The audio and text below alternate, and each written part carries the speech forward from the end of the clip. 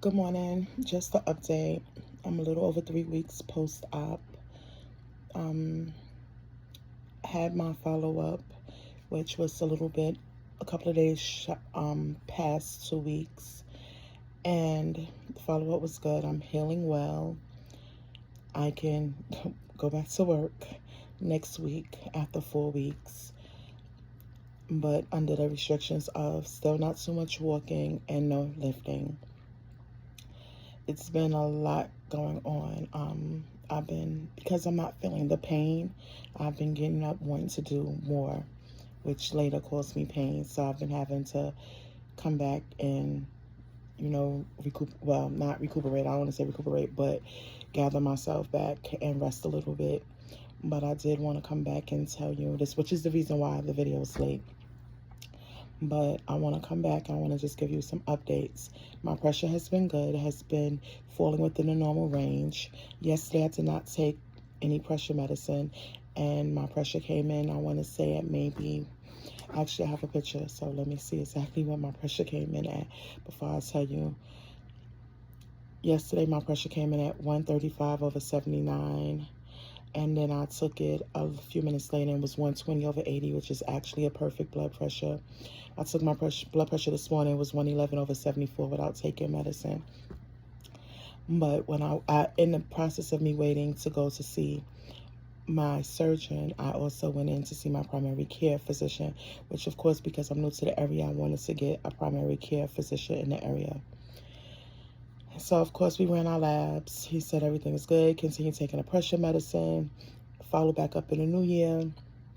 But guess what I found out when I did my labs, which, of course, was fasting labs because I had an early morning appointment, which I tend to do that when I have a physical. Only thing I had taken was some water with my pressure meds. And my glucose level continued to be high.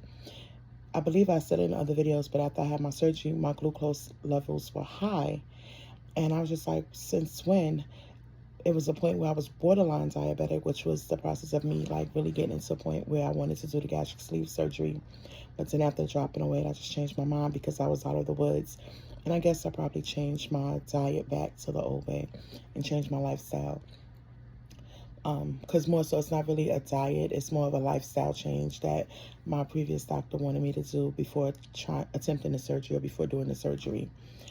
So I got the call the next day after going to see my PCP, which is primary care physician, and the nurse was like, look, your labs came back, your glucose is high, so we're diagnosing you with type 2 diabetes. We already sent your prescription to the pharmacy. Of course, I was losing my mind because I was like, what? And then I kind of went through a depression. So my appointment was the 12th. I got the call on the 13th, which was my original appointment for my surgery follow-up, but was rescheduled to the 17th. And then some of you may know, some of you may not know, but the 17th is the anniversary of my mom's passing. So literally, it just took me to a place of, oh my God, my life is really starting to mimic my mom's. I always say, like, since my mom passed, I look in the mirror and I start to look more and more like her. But now my health, my physical part is turning to hers. My mom, like I said in another video, my mom had a hysterectomy around my age because of fibroids, but our symptoms were different. My mom's was a diabetic for many years. Because my mom was a diabetic, it caused her to go into renal failure. So my mom had to go to dialysis 3 times a week for 3.5 hours. And my mom did that from 2003 up until she passed away in 2012. She actually ended up going to the hospital right after dialysis treatment, and then died the next day for congestive heart failure. So it sent me to a place of depression, I want to say, because I'm like, this is not what I want to do. So instantly I just started saying, okay, let me look for a gym. So when my recovery is complete and I'm released to go to the gym, I can go to the gym. Let me go back to that previous diet so I can make this again a lifestyle change with no interruptions, no distractions. And I begin to search for menus so I can hang up in my space so I can focus on And so when they called me, they didn't mention a glucose meter. So because I know, because pretty much my mom whole side of the family diabetics, my siblings diabetics. So I asked her, do I need a prescription to purchase a glucose meter and the test strips and the lancets? And she said, no, you don't need one. You could just go buy one. But then she said, hold on a second. We may have one back here. She put me on hold. She came back. She said, yes, we have one. She said, I'm going to leave it in the front for you. I said, okay. I said, I can't drive. I have to wait for my wife to come in. But I will have it picked up by no later than 2 o'clock. Called my daughter. My daughter was like, okay, I can go get it. If you don't go get it, I'll go get it. It did something to me. The same day, I had to go to my office for something. Because a lot of y'all may know I was kind of working from home. But it bothered me because I got scared.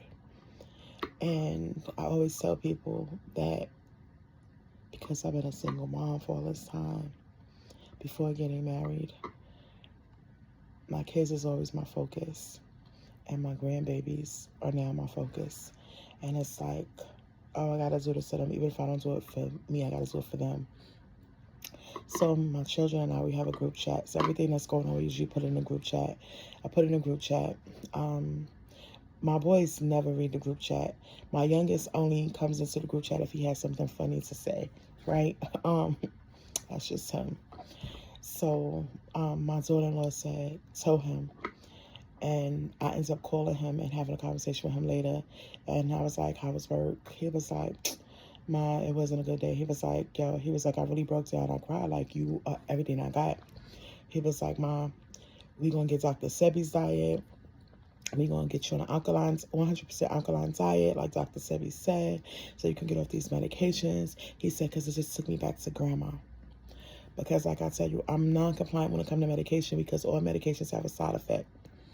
Even the medicine that was prescribed for me for my diabetes, one of the side effects is like diarrhea and weight loss, right? Weight loss is good, but we don't want diarrhea, right?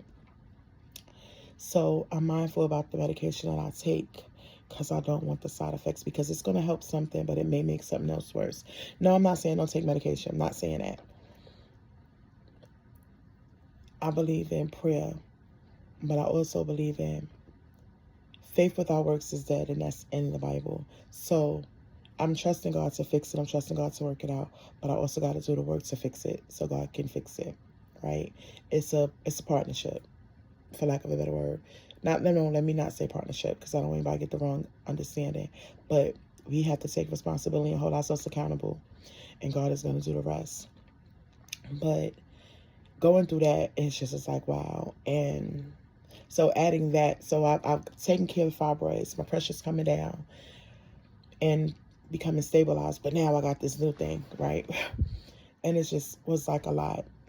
People were telling me like, oh my God, you shouldn't even be outside. You shouldn't be doing that. You need to rest. Because typically the downtime is anywhere from 6 to 8 weeks, to be honest, from the research. The average is 6 to 8 weeks. Some people have been able to get up and do it in less than 3 weeks, a week. But we got to remember that the inside is still healing. The outside may heal, but the inside is still healing. Again, sudden moves or sudden shakes, I still feel it. I try not to walk up and down the stairs too much because let me tell you how last week I cleaned my garage. I scrubbed it down. I went up and down the stairs about 3-4 times. This is all in one day. The next day I was like, oh my God, I did too much. This week I had court Monday for a case. Then I had 4 cases on Tuesday. And then I was in my office for like another 2-3 hours. You want to talk about pain? The next day I was like, yeah, I'm going to sit this one out because I got a little bit of pain. I don't like to tell people I got pain because I don't want them trying to be all emotional and stuff. And I'm trying to do more. Like right now I got my breakfast. I got some water on because it made me a little bit of, so I could eat my breakfast. And I got some in the oven, the meat to go with my breakfast in the oven. Just because I gotta go back to my normalcy for my life. So I can't just sit still and not do anything. It's hard sitting still when you're used to going. Oh, you know what I did say? I did get, my doctor released me to drive. So I have been driving, not too far, probably maybe like 10 minutes away, but just to my office and back. Today, I'm going to drive probably to the CVS because I got a prescription. Oh, and you know what else? You know what else I did that day? So this was on Monday that I did the up and down the stairs. Well, Monday, I had the one hearing. I went to the grocery store. I went to Walmart. My wife made me ride in a cart. Tuesday, 4 cases. Did my garage probably Monday. So all that together. So I did a lot of up and down, up and down, up and down, up and down. People was looking at me like, oh my God, why is she in that car? She shouldn't be in that car. I'm in that buggy because I ain't supposed to be walking like that. So I'm going to get in this buggy and I'm going to ride. Right? People who don't understand, they always going to question it. I did have the tape removed. The doctor removed the tape from, I'm all over the place, but again, this is just how I got to explain it. He removed the tape from my incisions. He said I'm healing very well, which is good. I asked him about wearing my faja. He said I could actually go right back into wearing my faja. He said right after I left. The crazy thing is, the next one I tried to put my faja on, right? Because I tell you I ordered two, right? One size in, a size down. And so I really kind of hate ordering stuff online. So I put it on, and it was going on, and I had it snap. But I was like, I can't breathe. So I was like, let me take this thing off before I be in about to pass out, and let me just order the next size up. So the next size up should be getting here Monday. I just tracked it to be here Monday. But crazy vanity still, but unfortunately. But he said everything is healing. So I told him, I said, I honestly have not looked at my incision. He was like, well, he said, I think I did a really good job putting your belly button back together and everything. But I was like, yeah, I just can't get to it yet. I've taken pictures, but I still haven't even looked at the pictures. He put some strips on it. He told me they're probably going to fall off in a couple of days, and then he gave me a replacement to put back on. I'll go back to see him on December 3rd. What else? Oh, so let me say about my sugar. So I've been checking my glucose. I didn't check it this morning. Well, I was going to check it this morning. I started to check it, but my meter gave me an error, and I was on my last sample of my test strips. I'm waiting for my test strips, my alcohol swabs, and more lancets to actually come because it was the starter kit, so I had about 10 of everything. So I'm just waiting for, and so the first day was like kind of experimental, so I kind of messed up a few, just because I couldn't get it to do what it needed to do. And actually the first couple of times I didn't even stick myself. My wife stuck me, and I had my kids stick me to test my glucose. And I don't even know why the fear was there, because since I was about 8 years old, I knew how to check sugar and give insulin because my grandma was a diabetic. And I spent the summer with my grandma. My grandma taught me how to do all that, right? Just in case. My mom, again, insulin, both of them, she was an insulin-dependent diabetic, knew how to do it as well. My uncle, my brother who passed away, God bless the dead, Bruce, he was a diabetic, but he wasn't insulin-dependent. So I knew how to do these things, so I don't know why. And then just before my dad died, he was diagnosed with diabetes. So I don't know why I had the fear, but and my job was in the hospital. I was just like, hun, just go ahead. No fear of needles or whatever. I got over my fear of needles when I was pregnant with my first child. First appointment, 9 tubes of blood. But it was just a lot. But I think everything is bringing me to a self-evaluation moment, because I'm in this period of doing some self-evaluations, asking some friends some questions, just trying to figure out me. So I guess like it was life-changing. Having this total abdominal hysterectomy was like life-changing. You'd be surprised when you talk to, because you find out like other people have had it. And I guess again, we just don't talk. Maybe one day I'll be able to get some people into like an interview maybe, but I'm not sure. But I just really wanted to just come back and let you know where I'm at with it. I was talking to the doctor, a lot of questions I was asking, and telling him how I was just doing my research, and he just was like, yeah, they were just really, really large. He said like he really don't understand how I wasn't in like a whole lot of pain, but it's probably because my tolerance for pain. And then I joked, I was like, I told my daughter, like, I don't even remember seeing you. He was like, I told him they got to take it easy on that medicine. I forgot the name he called it. He said, because my patients never even remember seeing me when they go in the OR. I said, no. I said, I remember them saying, I'm giving you something to relax you. I remember them telling my son to go one way because my wife had left to go to her appointment. And then they took me another way. I said, and next thing I know, I was in recovery. I don't know nothing else after that. He said, no, I seen you before your surgery. And I just laughed because I'm like, I don't remember. But that's just how good of care they took of me. Amazing hospital. McLeod did an amazing job. Excellent hospital. I recommend if you're going to have that surgery, I definitely recommend you go there. I definitely recommend you see my doctor if you want to know who my doctor was. Drop a question or comment, and I'll definitely get back to you. But it's just a lot going. It's a lot to process, which is also some things that I read about, that sometimes people go through a little depression because your body is going through changes. I still have some swelling, so it's not completely down. So I'm excited to see the end result. Still trying to take my time and having to remind myself to take it easy. You can't do what you used to do. That bothers me. Sometimes that's a little bit hard because I love to hold my grandbabies, and because my daughter lives so close to me and she comes to check on me more. I can't hold my granddaughter, and she be looking like, well, I can't really go to grandma. And so I just be like, just sit her on my lap. I can't pick her up. She doesn't understand. She just turned 9 months. Happy 9 months, Salani. And then last weekend, my oldest son came to see me, and my daughter-in-law, my grandboys. And so my older grandbaby was like, Grandma, come on, let's go to Chuck E. Cheese. And I said, wait, Grandma got to heal. When Grandma heal, we're going to take you to Chuck E. Cheese, right? Because he loves going to Chuck E. Cheese, and my wife got him thinking that he can always go to Chuck E. Cheese when he comes here. And then my youngest, so that's KJ. So that's different for him and different for me, because I'm very involved when it comes to him. And then with Cairo, he came to me, and then Cairo's gonna be 8 months on Monday. Cairo's just like all over the place, right? He gonna flip and he gonna stand. And so to him, he's like, and Grandma can't do this. And I'm like, Cairo, Grandma can't do that. That is still. So it's a little different. So I guess that's a little bit emotional too. On top of, of course, it's the regular no, you gotta wait 6 weeks for any intimacy. Well, any sexual intercourse, I should say. So that's the thing too that becomes an issue with your spouse. So just working through all those things. That is a thing.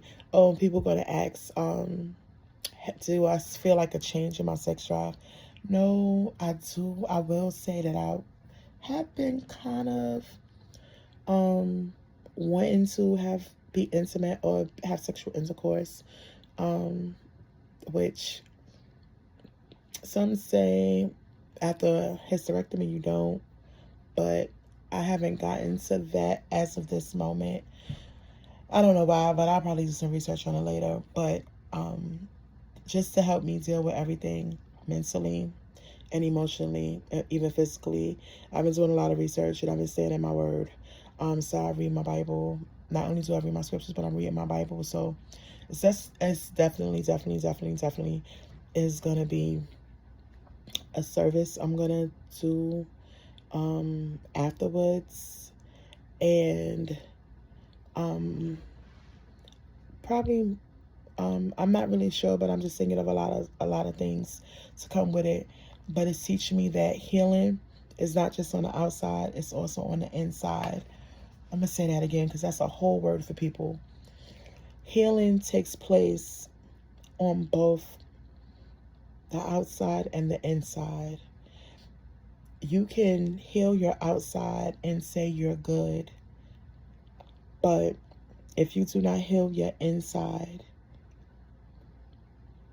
you're not going to be 100% healed, and you're still going to have some pain and some sorrow. So that's something I want to end this video with, and that will be the description in this video, that healing takes place on both the inside and the outside, and you have to heal both to grow. Have a great day. Happy Saturday.